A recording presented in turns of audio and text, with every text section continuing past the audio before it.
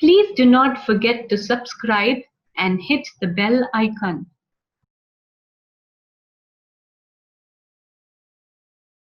Diary of a Wimpy Kid, Chapter 10 by Jeff Kinney.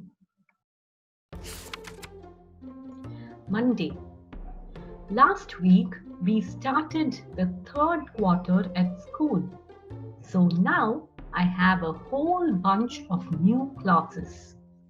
One of the classes I signed up for is something called Independent Study. I wanted to sign up for home economics too because I was pretty good at home ec 1. But being good at sewing does not exactly buy you popularity points at school. Hey, look, Greg has a purse. Actually, it's an embroidered book bag. Okay, Percy. Anyway, this independent study thing is an experiment they are trying out at our school for the first time. The idea is that the class gets assigned a project and then you have to work on it together with no teacher in the room for the whole quarter. The catch is that when you are done, everyone in your group gets the same grade. I found out that Ricky Fisher is in my class, which could be a big problem. Ricky's big claim to fame is that he'll pick the gum off the bottom of a desk and chew it if you pay him 50 cents. So I don't really have high hopes for our final grade. Tuesday. Today we got our independent study assignment, and guess what it is? We have to build a robo.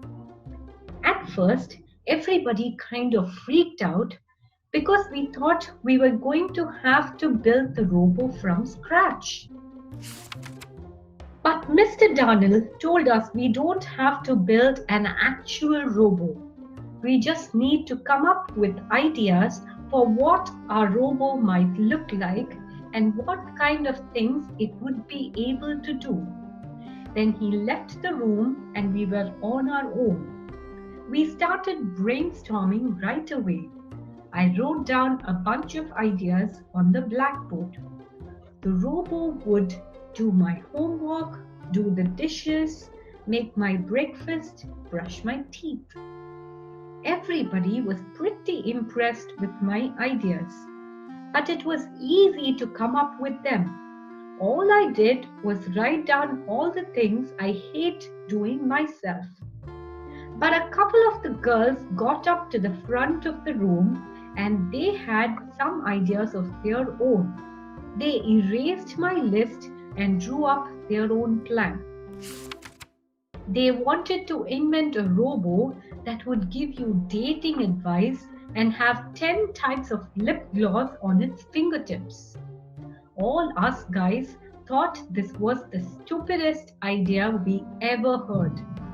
So we ended up splitting into two groups, girls and boys. The boys went to the other side of the room while the girls stood around talking.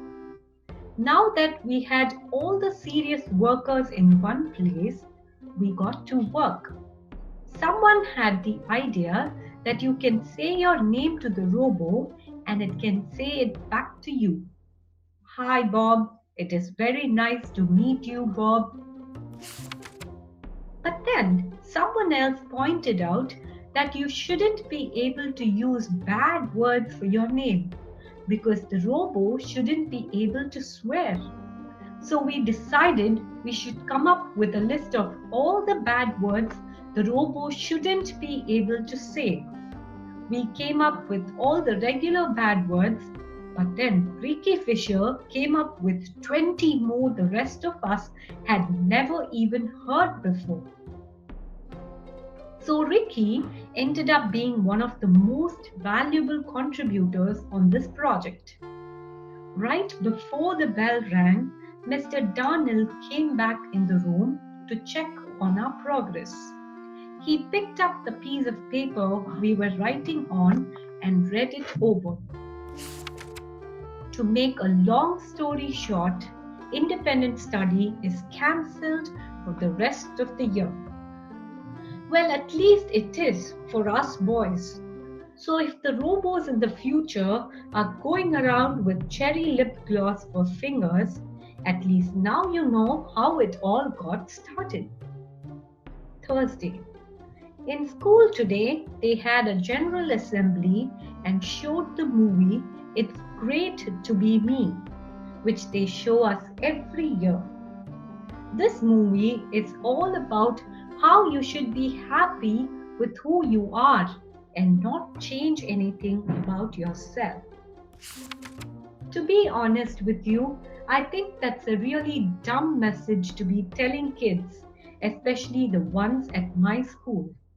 It's great to be me. Ha ha ha. Later on, they made an announcement that there are some openings on the safety patrols, and that got me thinking. If someone picks on a safety patrol, it can get them suspended. The way I figure it, I can use any extra protection I can get. Plus, I realized that maybe being in a position of authority could be good for me. Can we please cross the street now? Nope. But we've been standing here for an hour. I went down to Mr. Winsky's office and signed myself up. And I got Rowley to sign up too. I thought Mr. Winsky would make us do a bunch of chin-ups or jumping jacks or something to prove we were up for the job. But he just handed us our belts and badges on the spot. Mr. Winsky said the openings were for a special assignment. Our school is right next to the elementary school and they've got a half-day kindergarten there. He wants us to walk the morning session kids home in the middle of the day. I realized that meant we would miss 20 minutes of pre-algebra. Rowley must have figured that out too, because he started to speak up. But I gave him a wicked pinch underneath the desk before he could finish his sentence. But we would miss Yoo-hee! I couldn't believe my luck. I was getting instant bully protection and a free pass from half of pre-algebra, and I didn't even have to lift a finger. Today was our first day at safety patrols. Me and Rowley don't technically have stations like all the other patrols, so that means we don't have to stand out in the freezing cold for an hour before school. But that didn't stop us from coming to the cafeteria for the free hot chocolate they hand out to the other patrols before homeroom. Another great perk is that you get to show up 10 minutes late for the first period. Hello. I'm telling you, I've got it made with the safety patrol thing. At 12:15, me and Rowley left school and walked the kindergartners home. The whole trip ate up 45 minutes and there were only 20 minutes of pre-algebra left when we got back. Walking the kids home was no sweat, but one of the kindergartners started to smell a little funny, and I think maybe he had an accident in his pants. He tried to let me know about it, but I just stared straight ahead and kept walking. I'll take these kids home, but believe me, I didn't sign up for any diaper duty.